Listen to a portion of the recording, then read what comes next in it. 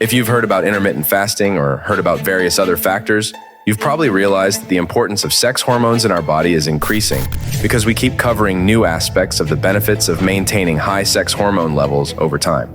All this information is based on scientific evidence showing how quality of life improves as time goes on if we maintain higher levels of sex hormones, such as testosterone. So in this video, you're going to see how to increase testosterone naturally simply by following these guidelines you'll see today.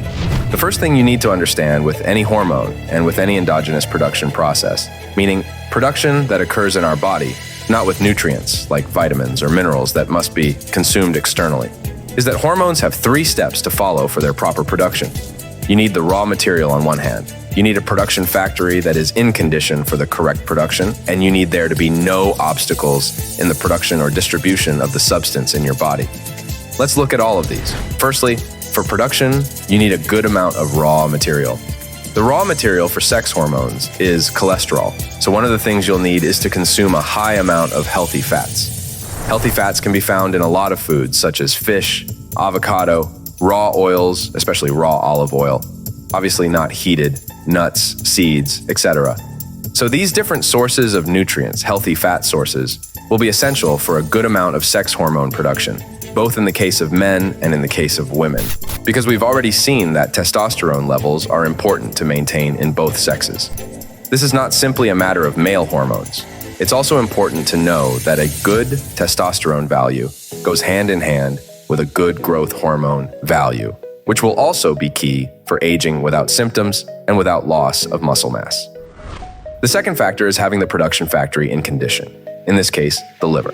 So, the first thing I'm going to recommend you to do is a liver cleanse to keep your liver in condition by eliminating toxins. Now, another factor is you may have your factory in condition but not have the production stimulus. The production stimulus for testosterone will be through sexual activity, exercise, and exposure to the sun. These factors, especially strength training and high-intensity interval training, will be crucial for good testosterone production. Many times when people have trouble losing weight, I recommend they do strength exercises or interval exercises, which are done very simply. But the goal is not for you to burn calories and lose weight for that reason. But the goal is to change your metabolism by increasing testosterone and growth hormone. It's also important to understand that many times the production of sex hormones and growth hormone is not correct, because there are many obstacles to their production. In the case of testosterone and also female sex hormones, the most important obstacle will be stress. Elevated cortisol will always lead to a reduction in testosterone values and will lead to a reduction in other values, such as growth hormone in women. So if you haven't seen my video on how to reduce cortisol, I'll leave the link in the description so you can see it and carry out extremely simple techniques to reduce cortisol, because they will have a massive effect on the increase you will be able to generate in sex hormones, specifically testosterone. But surprisingly, one of the most important factors to reduce cortisol to increase testosterone is a correct quality of sleep.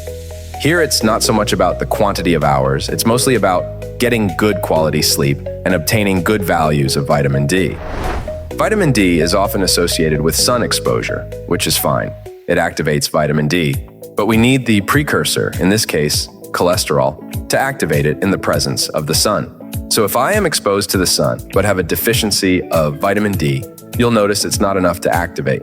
And on the other hand, you can have this skin color and still have good values of vitamin D without any problem. All these tools are extremely simple tools that I can use to increase testosterone values. And don't forget that one of the easiest tools to sustain to increase testosterone and increase somatotropin or growth hormone, which will be essential for good quality of life in old age, is intermittent fasting, because from 12 hours onwards, there's an elevation of somatotropin, and it generates an elevation of testosterone. These are super simple tools to put into practice, tested by yourself if you want, by measuring testosterone to realize that they are indeed working. And above all, do not consume cereals and dairy products, as they will be major hormonal disruptors of testosterone production. If you like this video, give it a thumbs up, subscribe to the channel, because you'll be able to see videos like this every week on how to improve your quality of life.